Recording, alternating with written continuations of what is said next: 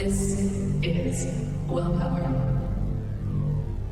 Beautiful day here in Austin, Texas, just spanning all the way up to Detroit, Michigan to speak with this incredible gentleman, Paddy Lynch, who's running the Schvitz. Thank you so much for being on the show.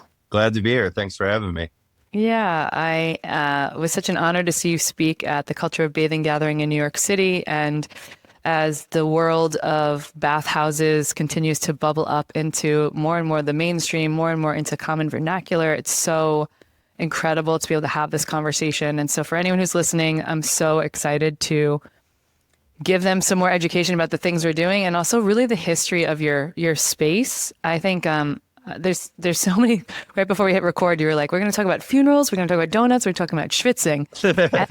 So there's so much to cover, but I want to say that my background, I worked for a number of years launching various beverages and alcohol and spirits and really lived through the speakeasy era of when it was first popping off. And I really think about the Schvitz, like in the United States specifically, it's sort of like the speakeasy of bathhouses. Yes. Has this history and all of that. So I'd love for you to, interwoven in this is that you came out of funeral direction, which is like a really interesting sharp left turn in many ways, but just getting a little bit of a taste and flavor of sort of where you came from and then how the culture of the Schvitz and the history of the Schvitz is just woven into the story. Sure, for sure. And, cut me off at any time or redirect me as needed. But I'm sitting in the funeral home right now. I still come to the funeral home usually 5, sometimes 6 days a week. And it's where I spend most of my days. So, still very much, the main foundational aspect of my life. So I've been a funeral director now for about 20 years and bought the Schvitz, 8 years ago this month. So, we're approaching a decade. Time flies, but, the Schvitz has been around, I guess, to give people who may not know much about it. The Schvitz has been around as you would experience it today, basically since 1930. So its history is that it was a Jewish community or cultural center in the teens and the 20s in the north end of Detroit, which was a major Jewish neighborhood, Ashkenazi Jews, mostly Russian and Polish. And the Purple Gang, which was the Russian Jewish mafia of Detroit, took control of the building in the late 20s, and by 1930 had established the Oakland Baths, which people called the Schvitz, or I'm going to go Schvitz, Yiddish for sweat. Mm-hmm. And as I've told the story many times, the gangsters loved the Schvitz and wanted a banya, a Russian banya or a Schvitz, for religious and cultural reasons, like anybody else. But they also loved it because when you're in a 225-degree room, you can't wear a weapon or a wire. And so at the height of Prohibition, they were responsible for like 80% of the booze coming into the country. They were getting it from Canada across the Detroit River and then distributing from there. So like even Al Capone in Chicago really depended on them for the product. So the Schvitz was a place where they could gather and relax and speak with each other in confidence.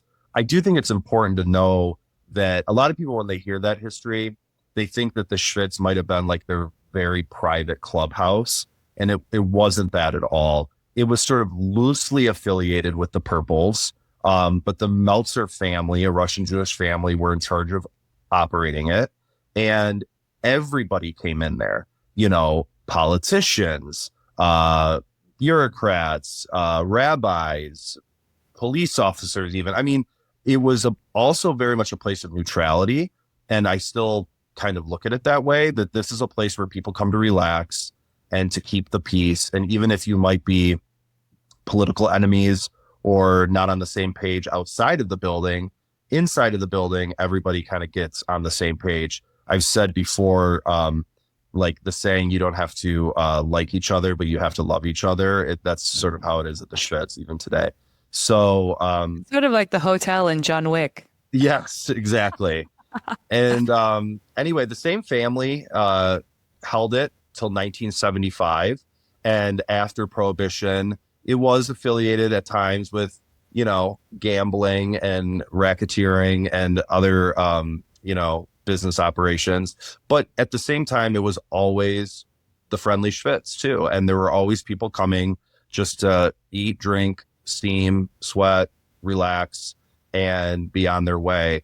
And so miraculously, it's been operational, you know, for going on 100 years as a traditional old world bathhouse. So Yeah, it's so cool. And then the Schvitz name was a nickname for a long time, but now sort of that's officially what it's titled after all those years. yeah, it was sort of like I don't know how far back it went as sort of the working title, but certainly by the 70s, it was known as the Schvitz. So yeah, at some point it just sort of became the official name of the place.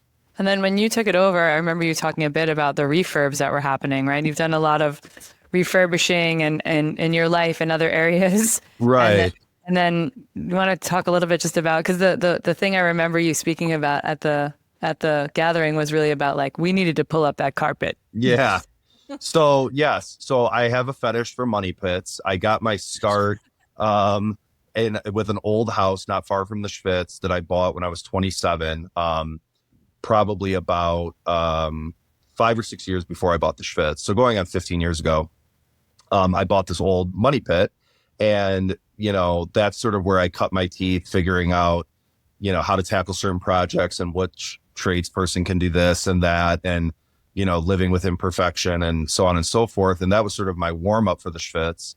Ironically, the house and the Schvitz were built the same year, basically in the same condition when I found them, relatively the same size. So, you know, sister projects in some ways.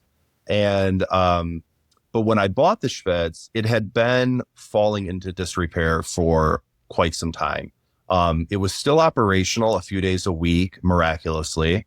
But it was definitely starting to show its age, and there was a lot of wear and tear.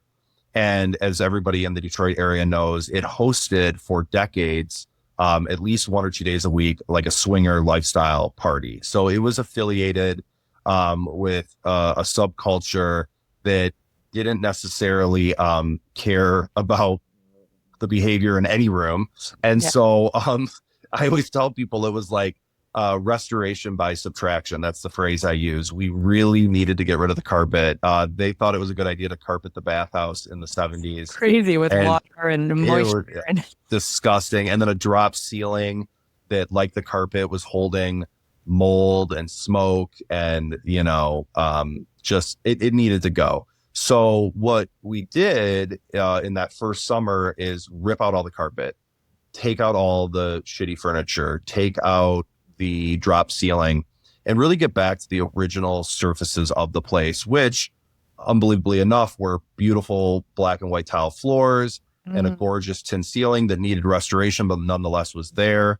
And so we started to kind of peel back the layers, and it went from like your uncle's 1970s basement lounge to a more historic sort of turn of the century vibe, which is the vision that I had for it, because I felt like it was really sort of spiritually thirsting for a bygone era when the place was busy. Like, you know, rather than having, you know, 20, 25 guys kind of there on Wednesdays and Thursdays and then some old swingers on the weekend, the place was built to have, you know, hundreds of people a day can handle. I mean, there are days in the winter when we have over 300 visitors. So, anyway, I'm glad to say that 8 years later, you know, we'll average about 1,000 visitors a week during the winter. And that's really what the place needs, because at 12,000 square feet and with all of the antique plumbing and nuances, it's a lot to staff and to maintain. And so it needs people, you know, so. Yeah. And you didn't get into this as like a real estate venture. So can you talk about how, like, do you remember the first time like you walked in there and like, how are you in this building that looks in the front and all of that? For sure. So it's, so I bought that old house, and a good friend of mine since childhood, he was still a bachelor. We're married with kids now, both of us, but he was still a bachelor living in his family's photography studio, which was also in the same neighborhood. And we used to pass by the Schvitz a lot. And he was like, and his dad had been dead for a while by that point, but his dad used to hang out at the Schvitz back in the day. And he'd be like, we got to go in there sometime. And I'd be like, I don't know, man. Like, that place has got a reputation. It doesn't look very welcoming. You know, there was no signage. It was unmarked. Still has that vibe a little bit, but it really carried a certain reputation. And so anyway, one winter evening, he was like, we're doing it, you know? And I was like, all right. And so we're parked out front. I'm like, I guess we're going to go into this place. And I think it was a Thursday night. So it was men only. And as I think I mentioned in New York, I played college football. So it's not like I hadn't been in a sauna, and that, I mean, from a sports medicine standpoint, I kind of understood hot, cold, like there's some benefits to this. But from like a cultural or ethnic standpoint, I grew up Irish Catholic, like the whole Eastern European, Russian, Jewish cultural element of this thing, I did not grow up with and did not understand.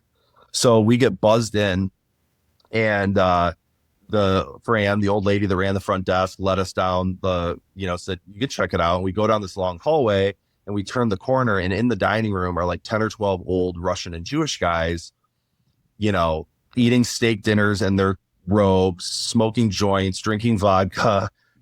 And we were like, holy shit, this is unbelievable. This is in our neighborhood. And they were super nice. Like, they couldn't have been nicer. And I very quickly, I was just going every Wednesday night or every Thursday night. I would go once a week.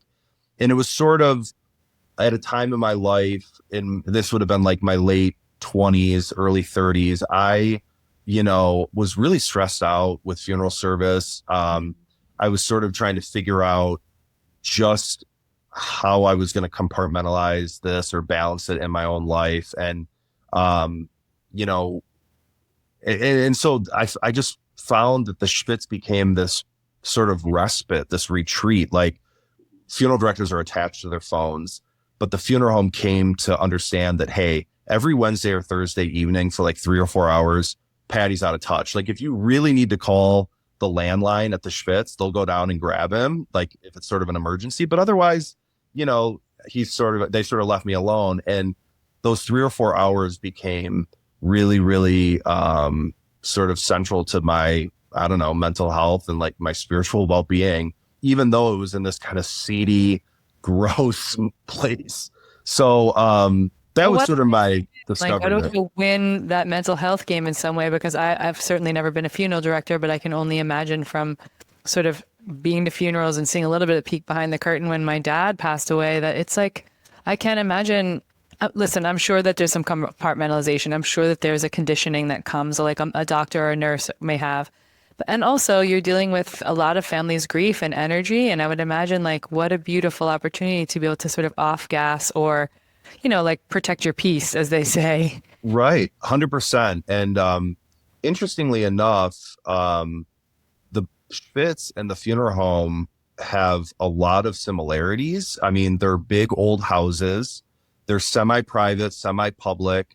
They're welcoming people from all different types of socioeconomic and religious backgrounds. People are coming there to emote, to let go, to find some type of catharsis. And I'm the one that had to sort of like facilitate that and still do every day at the funeral home. But at the Schvitz, I was on the other end of it, and I could just go and like really, really unwind. And nobody cared. People care about each other there, but they don't care about status or, professional accomplishment. And so I found myself strangely comforted by being in a room with a bunch of old men just sweating their shit out, and whether they were going through a difficult marriage or the loss of a loved one or whatever each individual is going through, it did feel like a place of camaraderie and sort of mutual respect in this strange way. And funeral service, what's interesting too is, if you overly compartmentalize or you overly protect yourself, what happens is then the work loses meaning. Mm-hmm. And if the work loses meaning, then that's why the attrition rate in funeral service is like over 50% in 5 years. People just say, you know what, there's a lot of other things I can do that will be easier because this isn't meaningful for me anymore. So you have to strike this balance between protecting oneself, but also remaining actually hyper vigilant to the sensitivity of the situation. And so I found that the Schvitz was a way for me to recharge and kind of let go of what I needed to let go so that I could go back like into the war zone and be attentive to people's pain and their sadnesses. And I feel like that's something that happens at the Schvitz, even though it may not be articulated in the same way. When I see like the old timers giving each other plaitzas or platzas and, you know, kind of rubbing the soreness out of their old muscles for one another, it's like, you know, there's a level of communal care, you know? Yeah. Yeah. So beautiful. Yeah. And yeah, there's like so much to unpack there. I think it's so like this vision of community and the vision of like communal healing and all of that. And I also like some of the instructors that I've trained in Tribber Breath and Cold and are working with like cold water and sauna and end of life care. And there's, you know, some people in that space and they're really getting the families involved in some of these, you know, if it's someone, let's say, who has a disease where they don't have a lot of time left, that the families and the people are together and sort of doing similar practices, whether it's in nature or in bathhouses like this, and that it really sort of changes the way that someone transitions and the way that the family sort of gathers and shares memories and information. And I just think that there's so much like, yeah, there's like this undercurrent of love, as hippie as that can sound, that's just like, where everybody's sort of equalized and then also, you know, together. And even if it's unspoken, I would imagine sometimes the older generation of men might be like, they're not saying all the things, but they're being there with each other to hold space. Right. And I really love that. And what I'd love for you to chat about too, and correct me if I'm wrong, was there an era of time before you had it that women weren't allowed? It was like a men's only thing in the early days of the Schvitz, or? Yeah. So what happened was it was basically a men's club. Wednesdays and Thursdays were men only. And then swinger night was like hyper hetero. So like you had to come in one man, one woman. Yeah. And so really the only time women had access to the place was on like the sex night, which didn't seem very fair. Yeah. And so, at any rate, we established very early on a women's brunch on Sundays. So Sunday mornings have always been a traditional men's day there. Like some of these guys, instead of going to church, especially if they were Jewish, they'd go to the Schvitz Sunday morning. And so when they all left around noon or whatever, women were allowed in, women only. And it quickly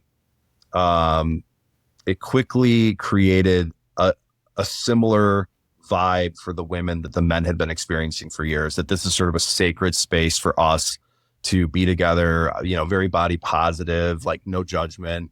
And that has extended. You do clothing optional on the all male or all female days? Yeah. So bathing suits are optional on those days. And then when it's men and women, given all like the history with the swingers, we just say bathing suits are required, and it just sort of sets the tone. But at any rate, it's women only now, Sunday afternoons, all day Tuesday, Saturday mornings. And women in many ways have become the backbone of the business. Like if I look at it, like women's days are as busy or busier than the men's days.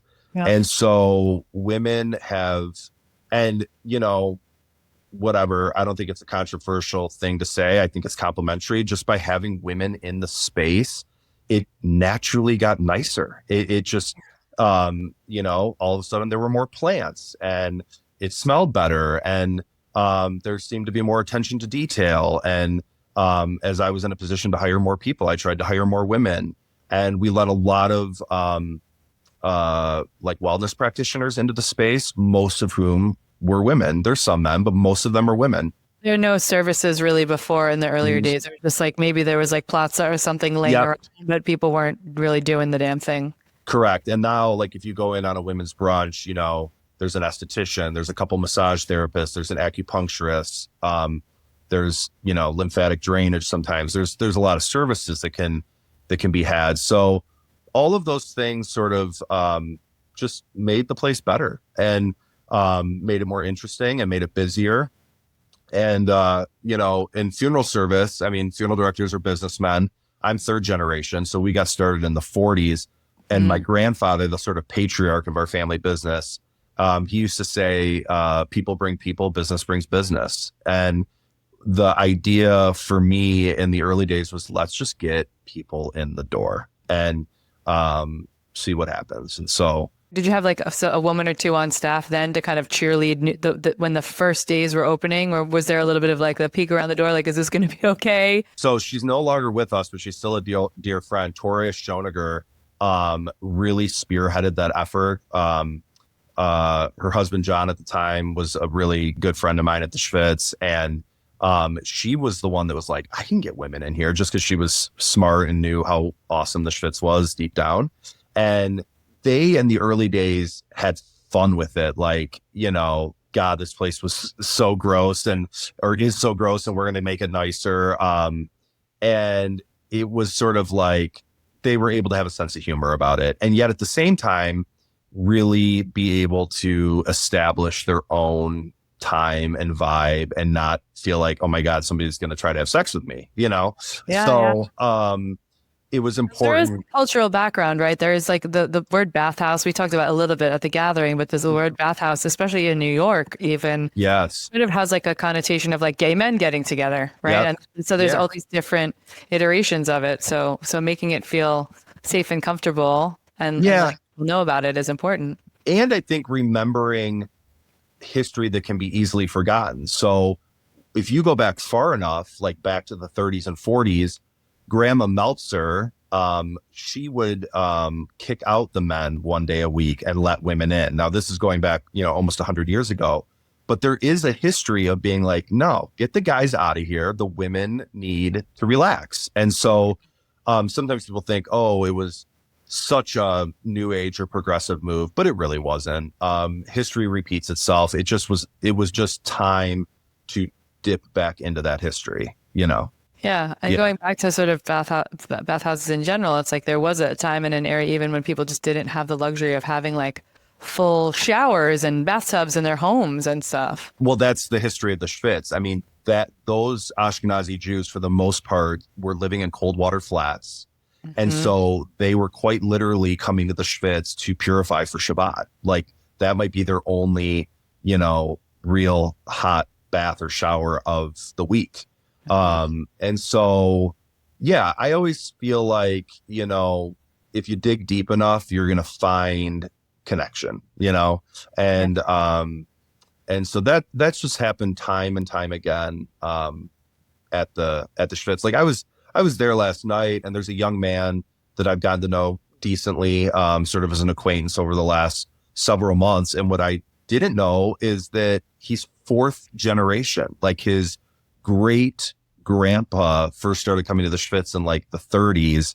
Wow. And it's just amazing that these types of connections still exist. Yeah. And like looking back at the historical pieces, and I would love for you to talk a little bit about the mikvah, but I wonder what were the challenges? Like if you're refurbing this place and you're renovating it, and also there's some cultural heritage there, I'd imagine, and people remembering of like, well, this is what it used to be like, and change can be difficult for some generations, but also had the city to contend with. Like we talked about this when we talked with Other Ship opening in New York, being like, oh, we had this huge zoning issue that just arose in the middle. And like, were there some concerns about preservation or concerns about, is this guy going to come in and rip it all up and make, the nouveau condo bathhouse or what have you? Yeah, it's a complicated, layered situation. Okay, so first you have like the internal issues, which is to say, are the patrons or the longtime guests going to be upset with certain changes? So I had to rip the Band-Aid off Swinger Night, and there was no judgment. I've said multiple times in interviews, I'm grateful. They helped keep the lights on. There's no judgment about the lifestyle or the subculture. It just wasn't sustainable in that space when we needed to activate all these other days. And for so many people, that just wouldn't have gelled with the future. Swingers Nights a little bit though, when you first took over, like you just kept it going as is in the first few months or year or something as you bought the space? No, I literally closed on it. It's funny. Right away. When I knew, so the old Soviet caretaker who's still with us, Dima, he's the best. He's 78. He's been taking care of the Schvitz in some capacity for the last 40 years. Wow. And he really, it fell on him, not that he like necessarily wanted it, but he kind of had to facilitate Swear Night for the last several years because it was like the main source of revenue. And he was freaked out for me. He was like, you're going to crush what little revenue we have. You're going to kill it. And I was just like, listen, Daniel, trust me, it's going to be okay. We have to do this. And so I think I remember, I don't know, we were going to close on the deal like midweek. And so the Saturday night before that, I told him, like, basically tell them this is their last hurrah, because the next Saturday, like, and here's the thing, there was so much money that needed to be spent. I was taking out loans and putting liens against the building that I couldn't get it insured. Most people were not going to want to insure it with knowing that you were having a public, orgy every week. It's not, there's a lot of liability. So, anyway, I really nipped it in the bud, but, the men's nights. That Saturday night before, though, must have been a banger. Yeah, they must have had a good old time. And, so at any rate, and I've made this joke so many times that it's getting old, but I always tell people it was not like Tom Brady and Giselle. It was like your Uncle Lou and Aunt Linda, you know what I mean? Yeah. But, at any rate, the men's nights, okay, that's where I was like, okay, if I fuck with these guys, they're gonna like, they might put me in a trunk or the Detroit River, or like this could get bad. So I basically I sat them all down, and they had all come to know me. Now I was still younger than almost all of them, and I said, listen, guys, I am not looking to mess with your routine here. You're gonna have your men's nights. You can still BYOB, if you really need to smoke a joint in the lounge, you can. Like, I'm not going to go, I'm really not going to mess with you, but you need to know that like women are now going to be in here a couple days a week, and like the place is going to look different, and like you can't bring a hooker in here, and like, and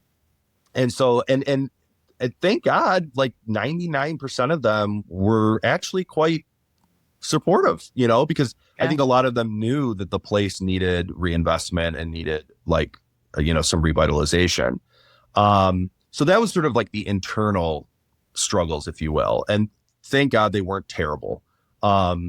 Externally, like the city of Detroit, this thing, they basically just allowed this thing to live under the radar for years, because it wasn't a bar. It wasn't really a restaurant. It was kind of a health club, but like it was the only bathhouse left in the city. So it was just this thing that kind of did its own thing in the North End, which is like nowhere, it's not like it's downtown or where like a bunch of money was being invested. And so, but I needed to get it. I wanted to clean it up, and I wanted to do work and pull permits and do these things. And they're going to be aware of a change of ownership. So I'll just kind of tell one, I think, kind of cute story. I don't really have like a temper, but I kind of got worked up. So a bunch of people not a bunch, there might've been 3 or 4 of them from the health department came to kind of like, now they're in charge of like looking at the kitchen and the pool and like certain things like this. And they all seemed relatively new to the department, and they come in and they are like pointing out, I mean, everything, like, all of this needs to get fixed, all, really like making a stink. And I was like, can we sit down for a minute? And there's like this round table in the dining room. I said, let's just sit down. And I said, here's the deal. Whether you were involved or not, whether you were around or not, your department in one way or another has been looking sort of the other way, as this place has hosted orgies and sex parties, and before that, all kinds of illegal activity. And now I'm here trying to clean it up and make it safer and make it more welcoming and make it a safer space for women. And you want to totally hammer me day one? Like, I want what you want. I want to make these improvements, but this is going to take time and money. And if you're going to be that hard on me, then I'm going to make it very well known that all of your colleagues are more okay with orgies than making it cleaner and safer in here. And so it kind of gave them some perspective that like we're all on the same side here. and they were much more, easy to work with after that. But that was an example of kind of trying to remind people that this is not an easy project, and this is not something that a lot of people would have necessarily been willing to take on. And so that's kind of like one story about that. Yeah. Yeah. Yeah. What do you think was was the impetus that you loved how it felt for the off gassing or your energy systems, or was it that you really were like, I believe in the power of the sauna, or it was like the je ne sais quoi, there was like something you were like, this needs to continue? Because it's a big decision to get the money together to then say, I'm going to take this project on. I know you love to reno. Yeah. But show's a bathhouse. You know what I mean? Yes. It was a combination of all those things, to be quite honest. It was a perfect storm of loving it from an architectural standpoint, seeing the incredible potential. Like, we're still in the midst of the ballroom renovation. There's a 4,000 square foot ballroom above the Schvitz. It was like a utilized ballroom that was then like covered up as something else when you first bought it, or it was like... Yeah. So back in the day, it would have been like bar mitzvahs, bat mitzvahs, high holidays, like a true social hall. And then of course it was like high stakes gambling and racketeering. At one point, they say the FBI was watching, like it was under FBI surveillance for like all through like the 60s, because they had so many bookies up there. Like there was like 50 telephones up there of people, making deals and so forth. Anyway, but then it became like half storage, half kind of like shitty lounge that was never used. All sorts of bad decisions were made, like bad drop ceilings. And when you went up there, you couldn't even tell that you were in a ballroom. You just thought, oh, I'm in kind of a big room, but it was all chopped up. And so not unlike the downstairs, we eventually like gutted all the like stuff that had been added over like the second part of the 20th century and discovered basically the grandness of this space. And it's been a huge project that we're actually approaching the finish line. But it's interesting that above the Bathhouse, because of its history as a Jewish cultural center, you also had this like big gathering space. And so there's lots of potential there, but I can't remember what was the original question that you asked. The original question is that all of this, why? Yeah. Why, like you decided, and it has a ballroom, you found a mikvah. There's other things which we haven't even talked about that discovery. Yes. Like, were you just like, because you didn't even know that existed, right? When you were just there as a patron. No. So you leaned in, you said because of the architecture as well as some other things. Yeah. So, if I kind of had to break it down, and I may not be able to hit all of them, but certainly from an architectural standpoint, definitely from sort of a city of Detroit location standpoint, like this was, walking distance from my own home. So I just had this proximity to it that felt meaningful. I started to develop really amazing friendships there. So we all kind of loved it together, and we didn't really know what the future of the place, like an old widow owned it. Like the old Soviet took care of it, but this old widow owned it, and her health was declining. And if she had died, it probably, without selling it, it probably would have gone into probate, and it probably would have shut down. And then it was like, once this shuts down, what if we never get it back? What if, like so many things in Detroit, it just goes into so much disrepair, you never see it resurrected. So there was that fear. And then I felt indebted to it personally, because I felt like it kind of brought me out of some dark times. And so I felt like there was a goodness that needed to be preserved. And then the cherry on top, I guess, and I mentioned this in New York, I was in New York. My sister's an opera singer, and she was at the Met. And this is probably, I don't know, 12 years ago, or longer. And I was there with a couple friends, and one of them, much more traveled than I am, and had been to different bathhouses and onsens and so forth around the world, and was very familiar with the Russian and Turkish baths in the East Village. And she was like, Paddy, have you been to these, famous baths in New York? And I was like, no, all I knew was the Schvitz, really. And she's like, it's a dump. This is before I own it. It was still like, kind of gross and seedy. And she's like, let's go check it out. Like, you should see what like this place is like. And when I went, I really was blown away. Like the fact that it was so busy, that it was, male, female, black, white, old, young. I mean, it was so cosmopolitan. It was so diverse. And it really opened my eyes. And I literally left the Russian and Turkish baths. And the first call I made was to Daniel Dima, the old Soviet, who I'd come to know. And that's when I was like, because I had heard rumors, but I had never even really thought about it before. I was like, is it true that the Schvitz is kind of for sale? Like the old widow would be willing to sell it to the right person? And he's like, yeah, it is actually. And I go, and he had gotten to know me and knew that I worked on my old house. And I said, well, if I was interested, like, would you be supportive? And he was like, yeah, I would be. And so the rest is kind of history. When I came home, we sat down and kind of figured out what it was going to take. And I told him he couldn't abandon me, and he hasn't. He's still with me at 78 years old. He was fixing something this morning. He called me at the funeral bitching because he had to fix something. But, so anyway, but that I would say was all of those accommodation. It was serendipitous. It was sort of the perfect storm of things coming together that made me, just go for it, pull the trigger. And yeah, I mean, looking back, who knows, if knowing what I know now, I don't know if I would have done it again. I probably would have. I know I would have, but it's been a lot of work for sure. There's so much cool uncovering. And then I love the thread back to the Russian Turkish bathhouse, because I lived in New York for 18 years and I had gone there. I bet it was around the same time that you were going. And I just remember like some interest, like it was so interesting to me because I had been to plenty of Korean spas, like in Koreatown in New York, but then going there just felt totally different. Yeah. And eye-opening. And I first went to a co-ed night, and then I went to like a women's night at Russian and Turkish, and it was an interesting thing because back then, and it's different now, but there was like punch cards, and there was like you bought punch cards for these 3 days a week or these 3 days a week, and the two different owners were like not talking to each other. Yeah. Like not, just being like my punch card or your punch card, but you could never, the two should meet.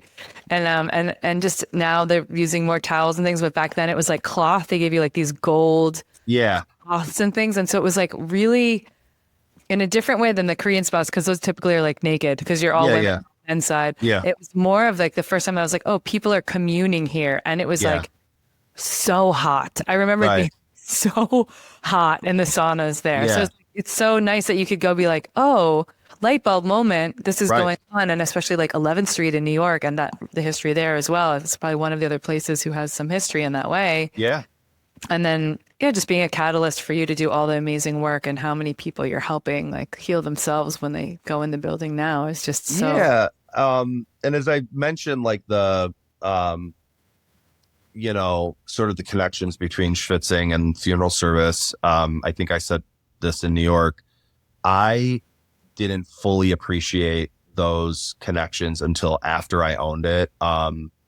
I was sitting in the dining room with my buddy Brad, who was in New York with me and has helped manage the Schvitz for years. And, very early on, as I said, people bring people. Like there was definitely a buzz that like it was under new ownership. It was getting cleaned up. This Irish guy who just took over the Jewish culture. Exactly. Yeah. And, Brad, is in the recovery community. And so a lot of people that had been dealing with addiction started to show up. We started to get a lot of combat vets, and we still have them today. So we had people that were like in need of healing. And we were sitting there, and I was looking at all these different guys. It was a men's night, and I said it with love. Like, I was like, what a bunch of freaks. Oh my God, this place is unbelievable. And he goes, yeah, they all come here to heal. And that's when I realized, oh man, it's a lot like the funeral home, because people do come to a funeral home in search of healing, with one another, with the person who has died, with their own, spirit. And so, I feel those connections, and I'm glad that it helped me manage the project better too, I believe, because I had never owned a bathhouse, and so much of this was relatively new to me. It can become overwhelming, and you don't necessarily know what direction to go in, and you don't know what questions to ask yourself, and so on and forth. But once I was able to kind of put the framework around it of, no, this in many ways is like the funeral home. You have to offer hospitality. You have to care about people. You have to make sure their experience is a good one. Almost everything is secondary to that. Then that allowed me to prioritize, I think, more efficiently what needed to be done. Yeah. So. And so the gentleman that you brought on, tell me his name again. Starts with a D. Brad, the the guy that was in New York with me. The gentleman who's 78 is working for you Oh, still? Daniel or Dima. Daniel or Dima. Yeah, So when Dima was on, was like when he sort of agreed to stick around, was that, and of course it was helpful for you, but did he sort of understand like temperature and pools and water and any chemistry that had to happen? Like, did he have that like maintenance thing that gave you a lot of the knowledge base? Because I would be like standing in the middle of Bathhouse being like, where do I start? Where's the chiller? Where's the 100%. And I'll tell you a great story about that. So we're talking about institutional knowledge, and that was him and still is him in many ways. And one of the best stories about that is every year at the Schvitz, based on how the oven was first built and how we do it, we take out all of the rocks, 15,000 pounds of rock. Wow. We take out every summer, repair the oven accordingly, and then put a new set of rock in, 7-ton or more. And it's a big job, and it usually takes at least a couple weeks.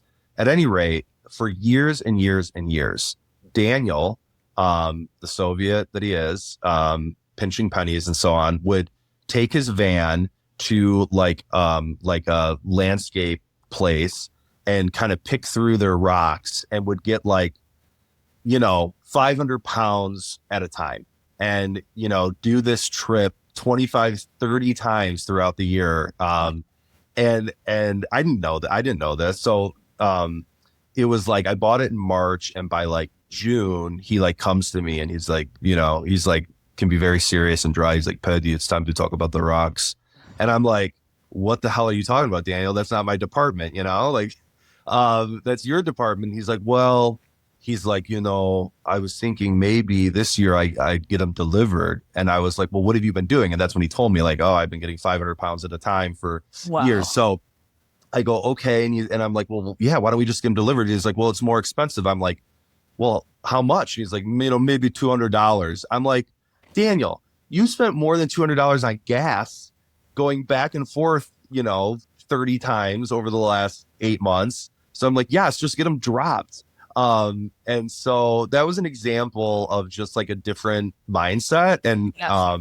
I tell the story with so much like love and pride because Just keeping the budget tight too. oh yeah. I mean, and he handpicked every one of them. so now they just dump like a ton and then they just handpick them in the alley and, And what happens if you don't switch the rocks out? Is there? So what happens is like you could maybe survive doing like 2 years, but it just makes sense for us to do it every year when we're closed. They start to break down. They can't hold heat. So they break, they shatter, they charcoal. So it's just kind of like, it just makes sense that every year and it's a beautiful way for the community to come together. Like we trade for all the people that help, we give them steam and they show up and they do like this whole chain gang of people passing the rocks out of the oven all the way out of the building and then bringing the new ones in. And, it's just kind of a cool. Yeah. Yeah. In fact, for people that are listening or watching, we created a number of years ago, some Schvitz guys. One's a filmmaker, one's a musician. So he scored it, like a mini documentary. It's called For Oven, but it's one word. So it's FOROVEN, For Oven. You can find it on Vimeo. It was in like the Jewish Film Festival here in Detroit, but basically it documents Daniel overseeing the rock exchange. And it's a really cool window into, sort of what the Schvitz is about and his legacy. And so it's really well done. And it's only like 18 minutes long or something like that. So cool. Yeah, we'll have to put a link in the show notes for sure. Yeah. As we like lean into the sort of modernity and everything that's happening, let's call it like on trend or the resurgence of the understanding of bathhouses in this way or the European influence or what have you. What Sure. are you starting to see in the last couple of years from a diversity standpoint, from an age standpoint? And are there any things that you have added in that either weren't there before or you've tweaked that you're like, oh, we're getting an ask for a ice shower. I don't know. Sure. Changing. Well, we're always trying to make the place nicer and better, but the truth is, and it's not my doing, it's just the goodness of the place. It's more like, we don't have to reinvent the wheel. The Schvitz is the Schvitz and it's there because it's survived because it's so good and people find it like, so it's not like we need to say, oh, we need to come up with new shit to attract more people. It's like, if anything, we like are like, we're too busy sometimes. Good problem to have. Yeah. Or so that's why, like, we've created some satellite locations and we've done some interesting things to try to shift some of the demand around. But no, you definitely see this resurgence of people who are getting into, climate therapy. I mean, whatever you want to call these trends. And it's funny because the Schvitz has always been historically mostly just like old men sitting around drinking and smoking and sweating without sort of the polish of, new age sensibilities, So it's like, but I think there's something charming about that. I think that's one of the things that's really cool about the Schvitz is that it's not exclusive. It's not elitist. You don't feel like you have to come in with, like really special knowledge, Like on the list, etc. And also I think there's a level of like, before we even had the term brand equity, right? Just like branding, equity, marketing, like before that, it just brings all the history to the table at once. And that is certainly, along with the exterior of the building, all that, it's got to be some of the charm of the draw. 100%. Yeah. So I think for us, it's more about continuing to polish a gem, not try to find new gems. It's like, and so with the ballroom restoration, I think that we're in a position to, host larger events and to expand programming. But the heart and soul of the place is the banya. It's the Schvitz. It's the heat. That is what kind of brings everybody together. And then from there, we've supported. I mean, we've had art exhibitions upstairs. We've hosted sound baths. We've had small weddings. So like we're down to let people use the space in all sorts of creative ways, but we're not trying to change like the nature of the Schvitz, Yeah, the heart of the place is still intact. Yeah. So cool. And then I want you to talk a little bit about the extensions that you've opened around the area, and just like choosing those places must also feel like, ooh, this is exactly where I want it to go, or like, because you're expanding, right? Yeah. So it's funny. Like, so I got married almost 4 years ago, and it was around that time that I was becoming more and more interested as I saw the demand with the Schvitz increasing of having a sauna like lakeside or on the water. This was just sort of like a little personal dream of mine. And so I would get with my buddies and we would go find these weird properties around Michigan that we might be able to like retrofit like a sauna retreat. And my wife would just be like, you idiot. I mean, she was like, I'm not even going with you guys. Like we found like an old rundown like camp that kids used to like go to, and like with barracks and shit. And anyway, so for those who know the state of Michigan, a lot of people call, not the Upper Peninsula, but the northern part of the Lower Peninsula up north. And that's like, Traverse City and Petoskey and Harbor Springs and Charlevoix and these great towns. And my parents and my dad's side of the family have been going up there for years in the summer and so forth. So I was looking at properties up there, but it's 3 or 4 hours away. And a friend of mine who would also help us with real estate encouraged me to start looking at what we call the thumb of Michigan, which, as you can imagine, is the thumb, what you see on the map, the thumb version, which is just north of Detroit. So Lexington, Michigan is approximately 1 hour north of Detroit. And it's sort of your first taste of up north lake life. You're on the Great Lakes, you're on Lake Huron, there's vintage, shops and, old school ice cream places and old churches and the whole vibe. And yet it's only an hour away from Detroit. And I had never really spent time in that part of the state or looked. And we started looking there and we found this unbelievable property in the village of Lexington, 4 acres on the water, really cool old farmhouse that needed work, but not a ton. And this is when interest rates were like rock bottom, like during COVID. So I go to my wife and I'm like, I think I found this property, and look at the interest rates. And she was like, motherfucker, this isn't a bad idea. She was like so pissed that it was like kind of a good idea. And so we bought this property and we built a beautiful sauna on the lake. And Schvitz North is a place for, it's not on Airbnb. It's not on Verbo. You can only book it through us. And so it's just this beautiful retreat. It can sleep about 10 people comfortably. Large picture window looking over the lake from the sauna, outdoor shower. And we find that it's booked a lot. Like a lot of people like to go up there. And then in that same vein, just about a block and a half away from the Schvitz in Detroit, we took over a little commercial storefront and built a sauna and have a cold plunge and like a little greenhouse lounge.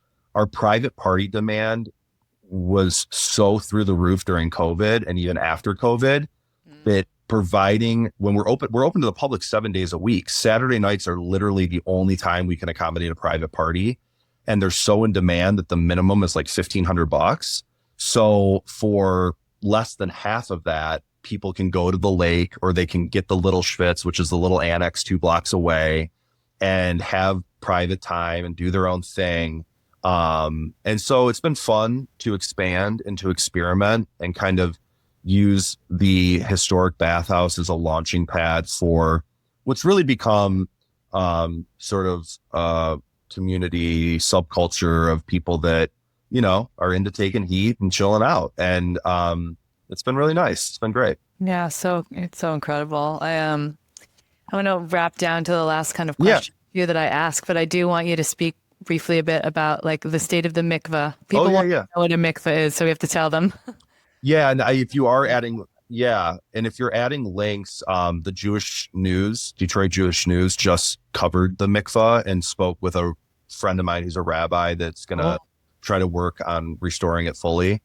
But I'll just kind of give the history. So a mikvah is basically like a religious ritual and bath, mostly these days for Orthodox Jewish women. If for those who are Jewish and maybe are more familiar with, you know, basic like Christian terminology, it would be in some ways like the precursor theologically to baptism, you know, for lack of a better comparison. But historically, it would be based on menstruation and ovulation and sort of family planning. So one of the reasons why Orthodox Jewish families oftentimes have, you know, 15 kids or whatever is because it's their marital lives and their sex lives are based around the ritual of mikvah. And so a woman during ovulation will present herself for immersion. She and her husband haven't even touched each other for perhaps a week or more. And then when she comes back from the mikvah, they're permitted to have sex. She's ovulating. Go figure, 15 kids later, whatever. It's my mother's one of 18 Irish Catholics, so I can relate. And so anyway, we found a mikvah. We found a mikvah in the Schvitz under the floorboards below, ironically, the main like porno sex orgy room. God bless the swingers. They had no idea they were above a mikvah. Was it just like in a construction thing, or like what made you think to like look under the floorboards? Were you like pulling things up anyway? Yeah, we were pulling up carpet. We were ripping up carpet, especially in that room. The carpet needed to go, and we discovered that the subfloor would look different. And from below, you can kind of tell that something weird might be going on from the basement. And so what was remarkable though is when we ripped up the floorboards, it's relatively intact. Most of the tile work is there. The steps are there. It needs work. It basically sits as like a religious relic at this point.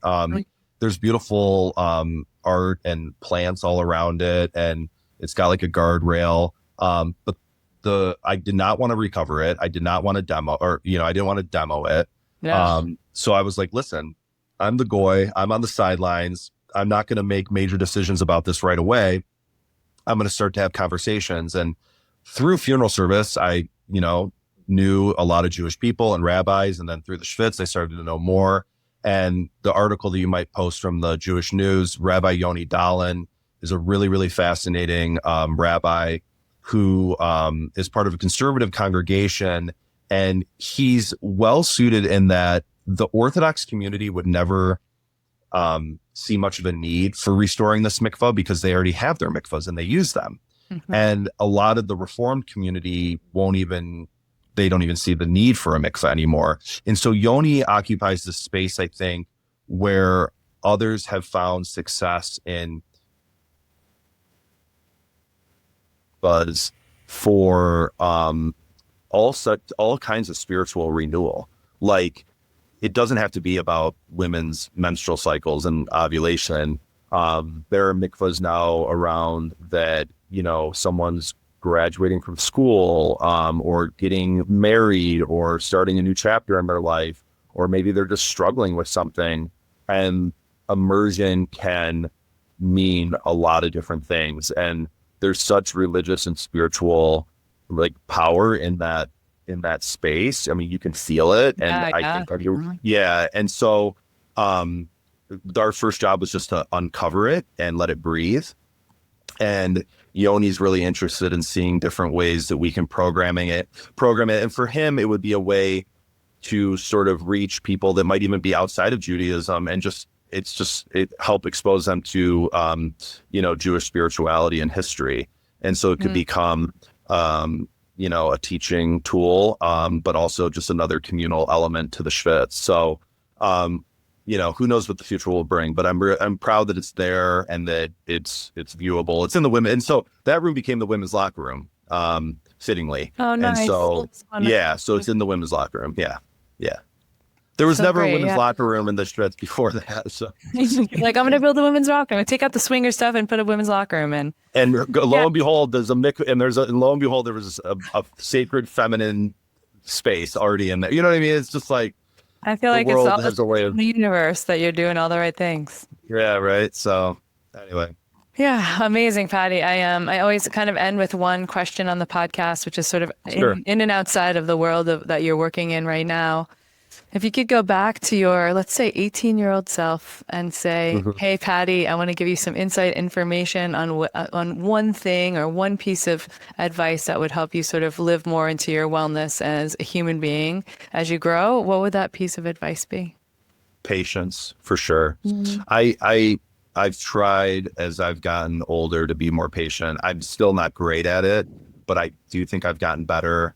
My 18-year-old self was not patient. I'm 41. I still don't feel like I'm great at it, but I think life has a way of revealing itself to you, but you have to give it time. And there are certain things that just can't be discovered in the immediate future. You have to live into them. And so that's what and now with all the projects that I have going on and with all the unknowns, that's oftentimes like my own kind of personal prayer is just, hey, be patient with the world and with yourself and let it unfold as it should. And when I do that, things usually work out better. If I become impatient, I usually start to mess things up and break things that don't need to be broken and so forth. So anyway, I think that would be the advice. Yeah. Yeah, that's amazing. Yeah. Yeah. It's amazing.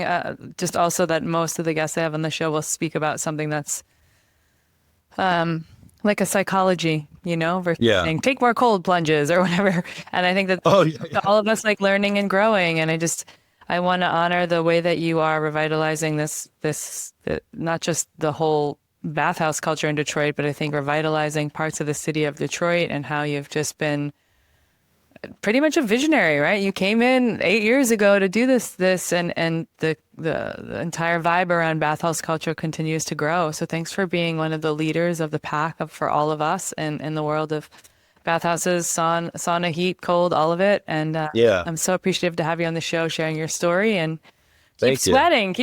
I'm going to keep schwitzing. I'm going to head up there and hopefully visit my friend Jen and head into your space. I'll let you know when I. Oh, we'd be honored to have you. We've got an old limo we call the Schvitz. The Schvitz? It will pick you up from the airport in the Schvitz. We've done it before. Yeah, just let us know. Amazing. Yeah. Okay, well, thank you so much for your time. Have a beautiful rest of your day. And just appreciate you and all this hard work. Keep it up. Thank you.